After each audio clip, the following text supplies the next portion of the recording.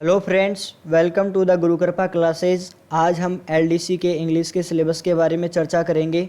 English में कौन कौन से टॉपिक आते हैं आपके। तो देखो, हम चलते हैं स्लाइड पर और देखेंगे कौन कौन से टॉपिक आते हैं। तो देखो, सबसे पहले मैं टॉपिक्स बताने से पहले आपको ये बता दूं कि आपको यहाँ पर देखो, प्रीवियस एग्जाम में प्रीवियस क्वेश्चन पेपर में आपको 75 क्वेश्चन दिए गए थे। कितने क्वेश्चन दिए गए थे? 75 इंग्लिश के क्वेश्चन थे और 75 ही आपके किसके क्वेश्चन थे? हिंदी के क्वेश्चन थे।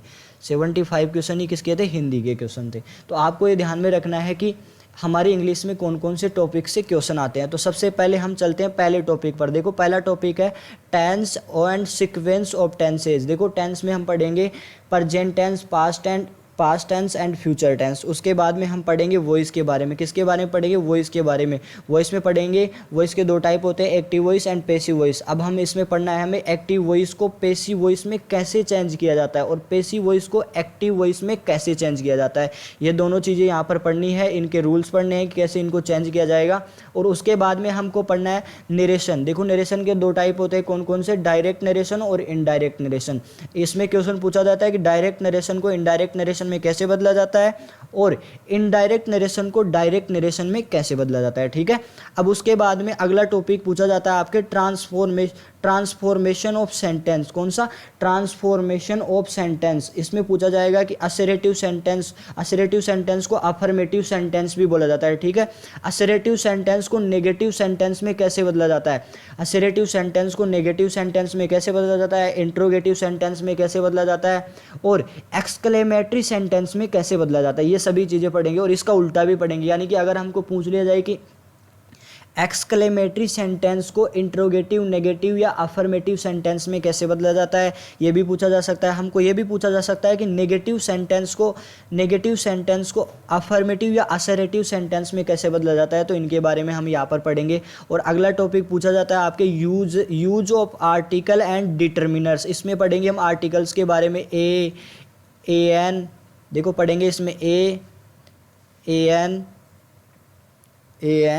दी आर्टिकल के बारे में, जिनमें ए और ए एन इंडेफिनेट आर्टिकल है और द डेफिनेट आर्टिकल है। इनके बारे में यहाँ पर पढ़ेंगे कि इनका यूज कहाँ पर होता है। उसके बाद डिटर्मिनर्स में पढ़ेंगे हम few, a few, the few, little, a little, the little, ऐसे सम, एनी, इनका यूज कहाँ पर करेंगे? इन डिटर्मिनर्स का यूज देखेंगे। और उसके बाद में देखो, यूज ऑफ प्रीपोजिशंस। प्रीपोजिशन का यूज कहाँ पर किया जाता है, ये सभी चीज़ें देखी जाएंगी। फिक्स प्रीपोजिशन कहाँ पर यूज होता है, किस वर्ड के साथ फिक्स प्रीपोजिशन आता है, ये सभी। और ऐसे देखा जाएगा जैसे इनका यूज कहाँ पर होता है, इनटू का यूज कहाँ पर होता है सेंटेंस में। ये सभी चीज़ें आपको यहाँ पर यूज करना होगा। कैसे यूज करते हैं प्रीपोजिशन में, ये सीखना होगा। ठीक है।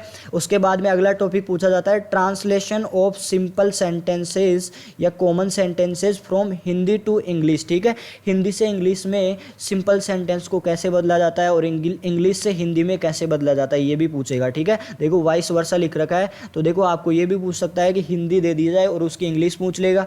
यदि आपको इंग्लिश दे दी जाती है तो आपको उसकी क्या बतानी है? हिंदी बतानी। तो आपको ये ध्यान में रखना है। और उसके बाद में अगला टॉपिक है correction of sentence including subject verb agreement, degrees of adjective.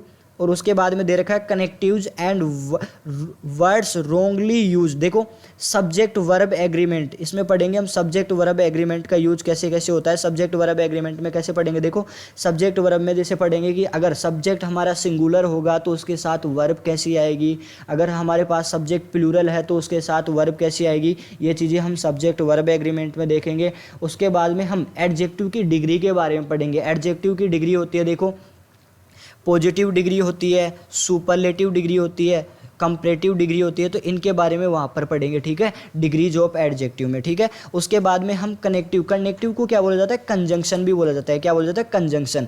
तो हम पढ़ेंगे कंजंक्शन के बारे में। ठीक है। किसके बारे में पढ़ेंगे? कंजंक्शन के बारे में। तो आपको ये ध्यान रखना है, कंजंक्शन से पिछली बार सिर्फ और सिर्फ इसकी डेफिनेशन पूछी गई थी यहाँ से। ठीक है। क्या पूछी गई थी? डेफिनेशन। तो डेफिनेशन से भी यहाँ से क्वेश्चन आया था। ठीक है। और उसके बाद में पढ़ेंगे वर्ड्स रोंगली यूज। जिन वर्ड्स को हम रोंगली यूज करते हैं, यानी कि कई बार हम इफेक्ट की जगह अफेक्ट का यूज करते हैं, अफेक्ट की जगह इफेक्ट का यूज करते हैं। तो इनको कैसे सही यूज किया जाएगा, ये चीज़ें इनमें पढ़ी जाएगी। ठीक है।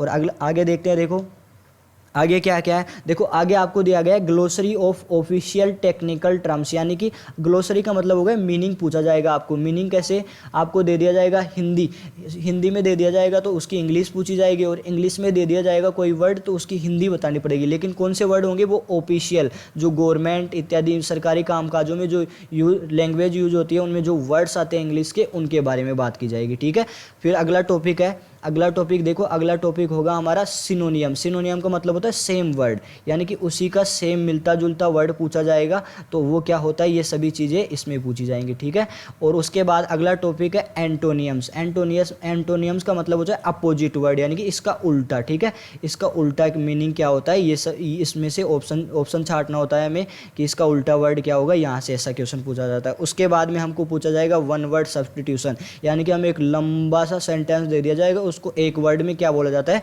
वो पढ़ा जाएगा यहाँ पर। उसके बाद में हम पढ़ेंगे forming new words by using, यानी कि हम नए नए शब्द बनाएंगे किसका यूज करके, प्रीफिक्स एंड सफिक्स। सफिक्स का मतलब देखो हिंदी में होता है प्रत्यय, क्या होता है प्रत्यय, और देखो प्रीफिक्स का मतलब होता है हिंदी में उपसर्ग, क्या होता है उपसर्ग। तो इनसे देखो हम कैसे वर्ड्स, नए नए वर्ड्स का यूज करेंगे, इनसे इनको बनाकर, जैसे प्रीफिक्स का यूज करके कैसे हम वर्ड्स बनाएंगे, सफिक्स का यूज करके कैसे वर्ड्स बना सकते हैं, और उनका मीनिंग भी देखेंगे कैसे उनका मीनिंग निकाला जाता है। ठीक है, और उसके बाद में हम पढ़ेंगे कन्फ्यूजेबल वर्ड्स। अभी बात की थी जैसे इफेक्ट और अफेक्ट, इनमें कन्फ्यूज हो जाते हैं, कहाँ पर इफेक्ट का यूज करना है, कहाँ पर अफेक्ट का यूज करना है, तो यहाँ पर उसके बारे में अध्ययन करेंगे। ठीक है, उसके बाद में अगला हमारा टॉपिक आता है comprehension of A given passage, यानी कि पैसेज को समझना। ठीक है, तो यहाँ से भी आपके 3 4 या 5 क्वेश्चन की 5 क्वेश्चन पूछे जाते हैं यहाँ से। ठीक है, तो यहाँ पर ये भी पढ़ेंगे कि कॉम्प्रीहेंशन को कैसे समझा जाए और उसका आंसर सही तरीके से कैसे दिया जाए।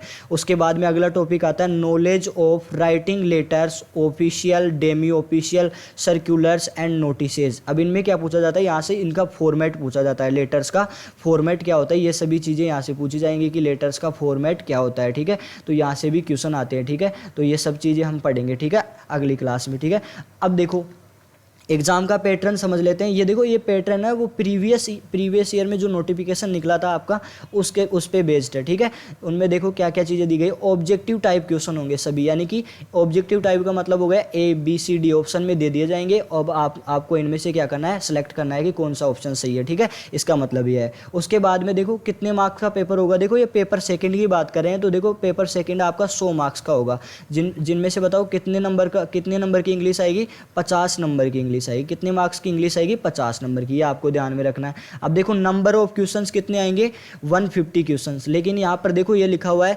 75 क्वेश्चंस जनरल हिंदी के होंगे और 75 क्वेश्चन किसके होंगे, जनरल इंग्लिश के। आपको ये ध्यान में रखना है कि 75 क्वेश्चन यहाँ पर किसके पूछे जाएंगे, जनरल हिंदी के, और उसके बाद में पूछे जाएंगे आपको 75 क्वेश्चन जनरल इंग्लिश के। ठीक है, और कुल मिलाकर कितने हो जाएंगे, 150 क्वेश्चन हो जाएंगे। अब देखो ड्यूरेशन ऑफ पेपर कितना है, 3 आवर्स। कितना है ड्यूरेशन, कितना है पेपर का, 3 आवर्स, यानी कि आपको 150 क्वेश्चंस को करने के लिए कितना टाइम लगेगा, आपको 3 आवर्स दिया जाएगा वहाँ पर।